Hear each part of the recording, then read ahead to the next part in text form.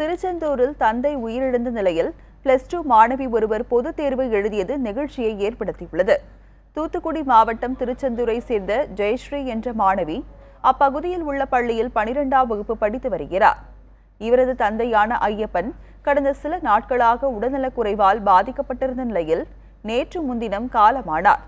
ஆனால் மாணவி ஜெயஸ்ரீ தனது தந்தையின் இறுதிச் சடங்கில் பங்கேற்காமல் பள்ளிக்கு சென்று நடைபெற்ற +2 வேதியியல் தேர்வை எழுதினார். தான் கணினி துறையில் சாதிக்க வேண்டும் என தனது தந்தை கனவு கண்டதாகவும் அந்த கனவை நிறைவேற்றவே தாம் தேர்வு எழுதியதாகவும் விளக்கமளித்தார்.